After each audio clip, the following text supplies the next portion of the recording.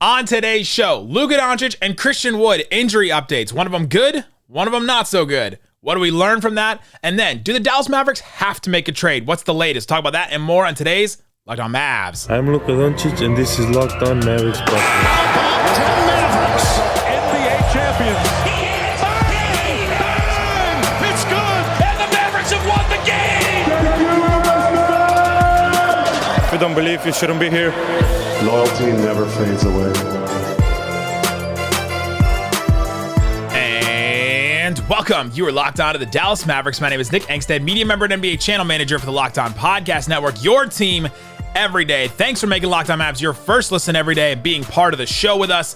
If you're listening every day, you are part of the Raccoon Squad. We are free and available on all podcast platforms, including YouTube. The best way you can help us grow the show, listen every day, and comment anything below. Let us know what's one deal. Make a prediction in the YouTube comments. Make a prediction. What's one move you think happens? We can do NBA or Mavericks too. What's one trade you think happens? Coming at you solo today, we are continuing to do our trade deadline dash, what we've done in the past with drafts and free agency and all kinds of different stuff. We will give you a podcast every single day up until the trade deadline, and then if they make a trade, possibly afterwards too. We're still going to give you post-game shows after every single game as well. And so today I'm coming at you with a couple of news things. News for the Mavericks. Luka Doncic, according to Adrian Wojnarowski, described as day-to-day. If a star player like Luka Doncic is going to get injured and the whole fan base breaks down in just panic, and the next day, if you can hear one phrase about an injury and feel good about it the next day, it's day-to-day. That is like the best case scenario, at least from my point of view. Our doctor friends may disagree with me, but day-to-day is the best one you can hear. Like, this is the best case scenario, I think, for an injury like that. They were just making it precautionary to keep him out of that game against the Suns. It paid off. The Mavs won the game. And now Luka got, some rest on that. We'll see how many games he missed. The Mavericks schedule coming up is tough. Some would say it would define the season. Some may disagree with that. But now you're looking at, okay, well, Mavericks have the day off today. They play Saturday at Utah, so they're traveling to Utah. They play Monday, so then get another day off. Then Monday, home for Detroit. That one, even without Luka, winnable. Definitely winnable. The Utah game without Luka is going to be tough. Detroit game is a winnable game. So if it's something where the Mavericks are, all right, he's day-to-day, we're going to keep him out for a little bit.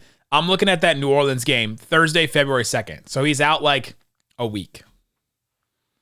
And being out a week is two extra games. He's already been out for the Phoenix, so maybe we'll count that as 3. And I think that's best case scenario. Woj also described it as the Mavs described it to Woj as a mild sprain, which, hey, that's good. He can recover from that. They can work with that. Casey Smith, we know we put our trust in Casey Smith, the Mavs head of, I think it's like player medicine or player bodies. I don't know what his official title is, but it's not head trainer anymore. It's like something even higher up than that. So good news today from Luka Doncic. So everything we talked about yesterday about will Luka miss extended time? Doesn't look like it's going to be extended. Looks like it's going to be some time, but not extended, which is great. That's best case scenario.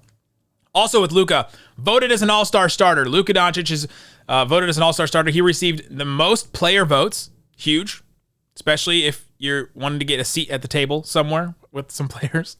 He was number 1 in media vote as well. Luka Doncic has been the best guard in the West, according to the media. Best according to players. He was number 2 in fan voting to Steph Curry, and he only was number 2 by 259,373 votes, which sounds like a lot. But Luka got 5,500,000 votes. So Steph only got like 5% more votes than Luka. Luka was 200,000 votes away from a clean sweep of the all-star starter spot, which may not mean anything, but I think that it shows just how great Luka has been this year. It validates what he's been doing. Everybody's seeing it. Everybody's acknowledging he's having one of the best seasons in the NBA right now. Spencer Dinwiddie, 9th in the NBA, or 9th among West guards in player rank. He was 23rd in the fan rank, so they didn't show up for him. A lot of West guards. Really tough to get that. Christian Wood was 10th in the NBA in player rank among West forwards, which is like, that's actually pretty good because there's 3 front court spots and only 2 backcourt spots. So Wood at 10th is closer to getting it than Dinwiddie at 9th, actually. Wood was 19th in fan voting, so a little higher than Dinwiddie there as well. But neither got anywhere close to getting real votes on it. But that's how the All-Star starter voting came out. With Luka. Speaking of Christian Wood, we got also some injury news from Mark Stein about him. Mark Stein said, quote, "The Mavericks Christian Wood, sidelined for his 4th game Thursday night in Phoenix, will miss more time than expected, thanks to a fractured left thumb on his non-shooting hand. There was initial hope Wood would be back in the lineup this week, but Mavericks coach Jason Kidd said Thursday night that Wood's status won't be updated for another week." So, almost the same timetable as Luka, looking like that I mentioned earlier, saying, okay, it'll be reevaluated or his status won't be updated for another week. That means he's out for the Utah game, the Detroit game, and then home for New Orleans February 7th or February 2nd on that Thursday. That's when we'll see, or at least hear an update on Christian Wood. So we won't have Christian Wood for another couple games here. Is anyone feeling like this is a Dennis Smith Jr. situation? Immediately when I saw this diagnosis, when I saw this report, I thought, remember that time Dennis Smith Jr. had a back injury? Now, I do think Christian Wood's actually injured, right? Like that's something completely different. Domantas Sabonis played through this injury. He's playing through it right now. So there's different severities. We can't judge the severity of what Christian Wood is dealing with, but it does feel like one of those things where, hey, let's hold this guy out. We want to trade him if we're not going to re-sign him. If the Mavericks do think they're not going to re-sign him, hey, we're going to trade him. And so let's just hold him out. Not make anything worse, not some kind of season-ending injury or something, or a injury that keeps him out months where another team that's maybe desperate to get some help right now won't trade for that guy. I'm not putting on the full tinfoil hat, but this is one where I'm like, okay, is this everything? Is this news report everything that it said on face value? Especially coming from Mark Stein, who's really close to the Mavs, front office and everything. My ears perked up when I saw that one. But whatever the conspiracy or not ends up being, Christian Wood will be out till probably that New Orleans game. So 2 more games probably for Christian Wood. The injury news with Luka and Christian Wood being out for that extended period of time. This is a really interesting couple of games here. This Utah game, really interesting. The Pistons game, really interesting. We talked about yesterday about Dinwiddie was amazing. You saw some new stuff from Dinwiddie, I thought. The Mavericks playing the same kind of offense. Do they try something different? Do they change it up? Do they try to alter their plan? Do they try something new? Is this finally where Jaden Hardy gets to step up? Is this where Josh Green gets to step up as a ball handler a little bit more? There's been this interesting kind of storyline with Josh Green this year where he's handling the ball a lot more than probably anybody expected. He's been kind of thrust into that role. Luka getting doubled. You have different moments like that. Guys just not wanting to drive and penetrate and actually create some movement with the ball. Josh Green has not been afraid to do that. Does Josh Green get a bigger role now? I would think about starting. I think that the Mavericks will start Josh Green, especially with Luka and Christian Wood out. I mean, it's just really tough. They started him in the second half when Luka was out last night. So that's something interesting for Josh Green. Josh Green's definitely a player to watch over the next couple of games here. Jaden Hardy, where does his role fit into this? It doesn't seem to me like Jason Kidd is really committed to Jaden Hardy and this Jaden Hardy experience this year. Jason Kidd has his own developmental timetable for these players, right? Same with Josh Green last year and this year. Same with, bring along Jalen Brunson last year.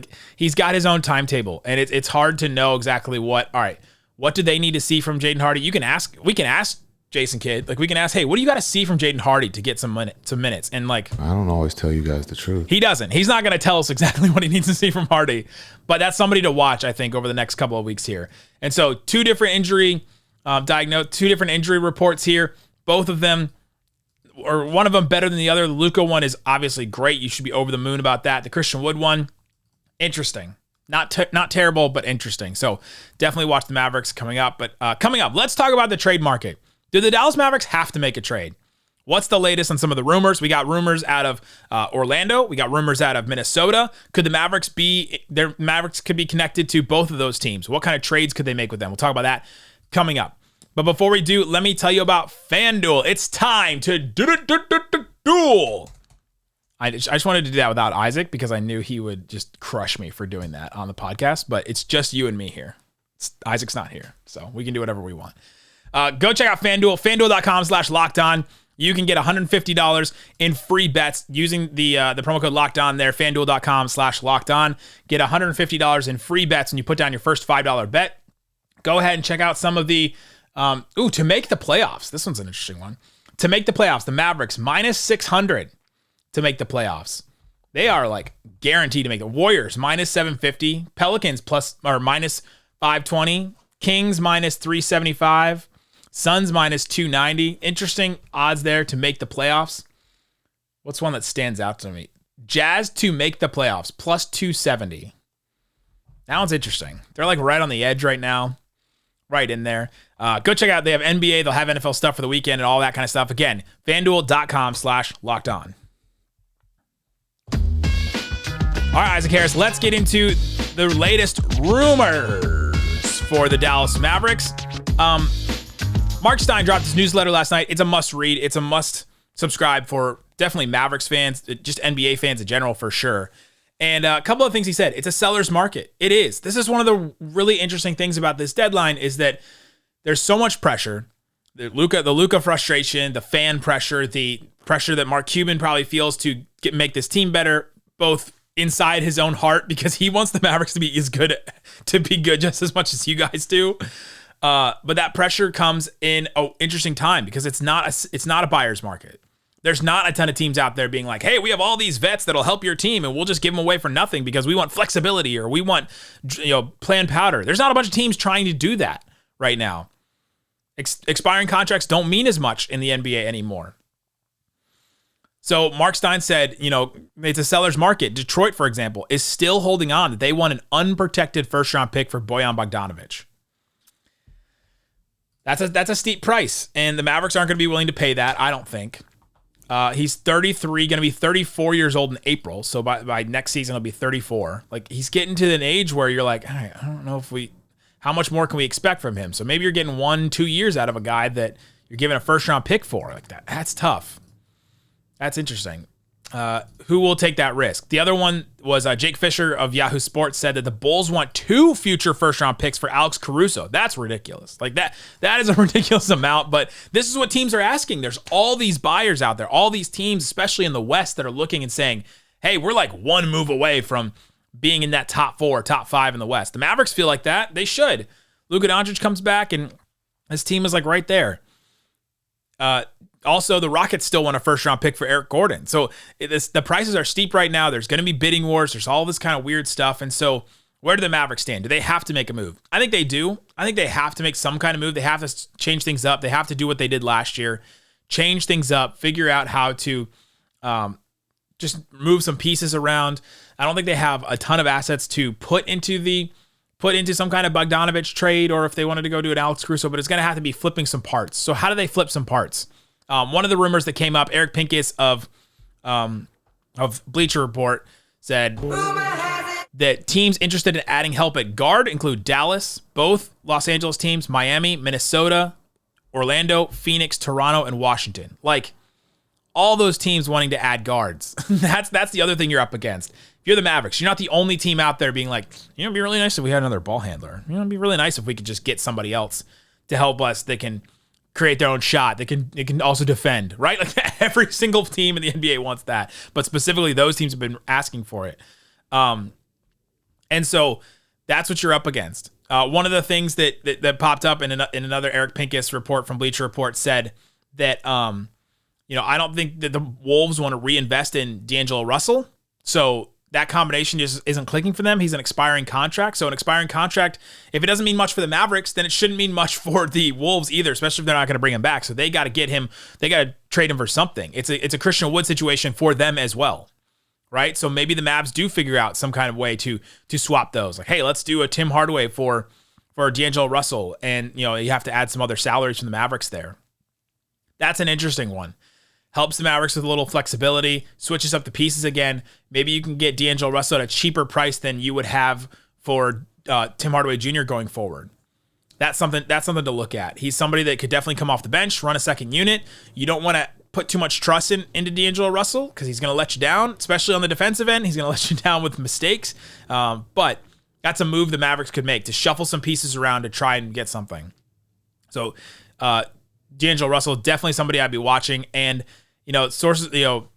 possibilities for various landing spots, according to Eric Pincus, have been the Heat, the Suns, the Clippers, and the Mavericks. He mentioned the Mavericks as one of the teams that could be in on D'Angelo Russell from the stuff he's hearing. Mark Stein, though, said, quote, the Magic are welcoming trade inquiries for Mo Bamba. Oh, Mo Bamba trade rumors. Here we go again. This is like the 8th year in a row, it feels like, Mo Bamba trade rumors, and the Mavs may be connected to it. Gary Harris, Terrence Ross, and RJ Hampton ahead of the deadline. League sources say Ross is a player. Sources say rival teams are monitoring as a potential buyout candidate if no trade materializes. So those are, honestly, 3 of those players, Mo Bamba, Gary Harris, Terrence Ross, could all help the Mavs right now. RJ Hampton's an interesting, he'd be more of a flyer. I know that he has ties here in Dallas, and I've heard that his dad really wants him to play in Dallas, and that RJ Hampton wanted to play in Dallas back at the draft. So that's something that maybe could happen, but I don't think RJ Hampton's helping the Mavs this year. I think he'd be one of those flyers. You put him in that group with Hardy and Josh Green and some of the younger players, and you're like, all right, well, let's see if we can get something for this flyer. Let's see if he can turn into something. But the other guys, Mo Bamba, Gary Harris, Terrence Ross, interesting guys to look at. They fill some needs for the Mavericks. Gary Harris is definitely past his prime right now. Maybe not age-wise. He's still only 28. That should be like right in his prime. But he had that one really good season, and he got paid a little early. He had that one really good season in Denver where he started a bunch. Then he got traded for Aaron Gordon, and now he's been in Orlando. He's been injured a lot. He's only played 20 games this year, and but he would be a defensive guy that maybe could hit a couple of threes for you. And his three-point shot has been kind of up and down in his career. He's over the last couple of years here, he's averaged like 38% from threes. It's pretty good.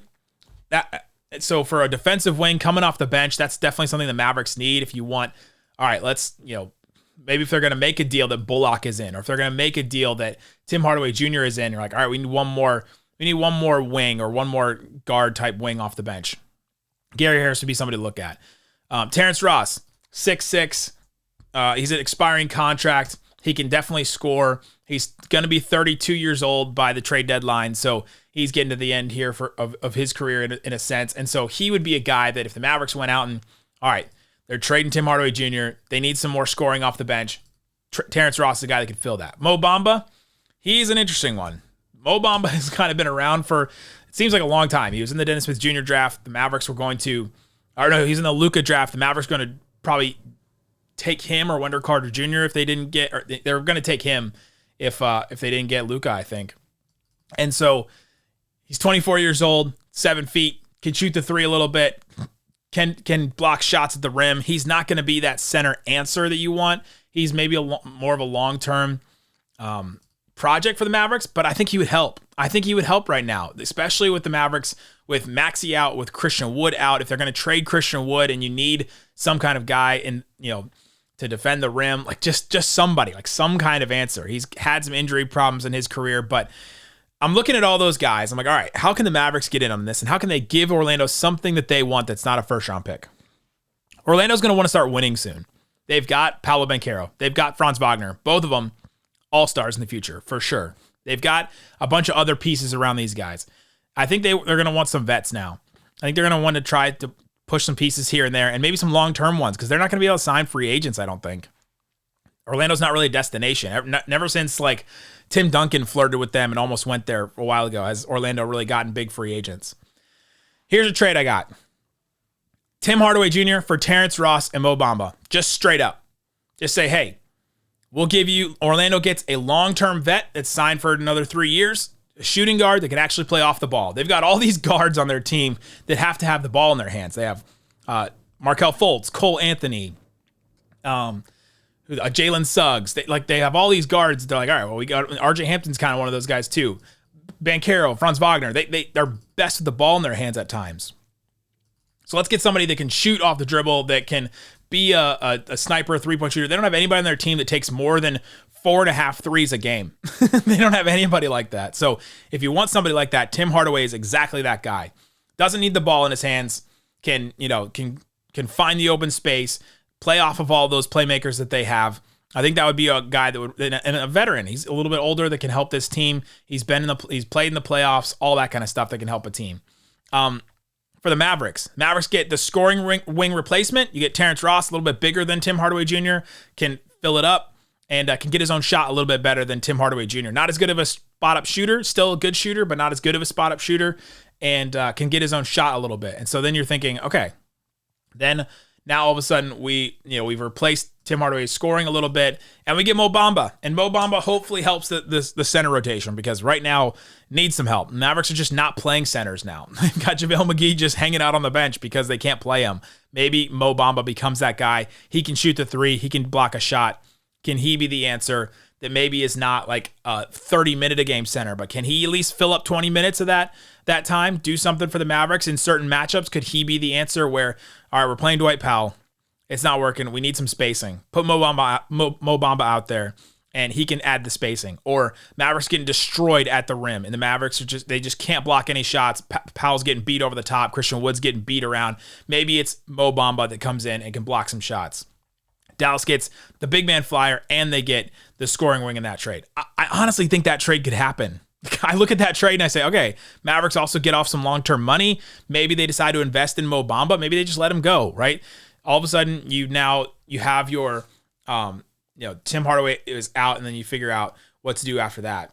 Another trade, if you want to do something different, is Gary Harris and Mo Bamba for Tim Hardaway Jr. That works as well. But Mavs are taking back a little bit of money in that deal, so you could also send JaVale McGee to the Magic too. Magic could use probably a center like that. They've got Wendell Carter, they've got Bol, but to replace what Mo Bamba has been for the Magic this year, maybe it's JaVale McGee. So Tim Hardaway and JaVale McGee for Gary Harris, Mo Bamba. And what the Mavericks get is they get, the defensive wing. So they get another defensive wing off the bench. They could always use more of those. He can still hit a three. That's what the Mavericks want. You get the big man flyer and Mo Bamba that we talked about. And then for the Magic, you get all the stuff I said about Tim Hardaway. You get JaVale McGee as the replacement, another vet. A vet in that Orlando Magic locker room. I think those are two trades that could happen. Tim Hardaway for Terrence Ross and Mo Bamba, or Tim Hardaway and JaVale McGee for Gary Harris and Mo Bamba. Let me know in the comment section what you think about those trade ideas. Do the Mavericks have to make a trade? Let me know in the comment section below. And then Isaac will be back with the post-game episode tomorrow, talking about the Mavs versus Jazz game. I'll be back Sunday breaking down all kinds of new trade stuff. Guys, thanks so much for listening to Locked On Mavs. Peace out. Boom!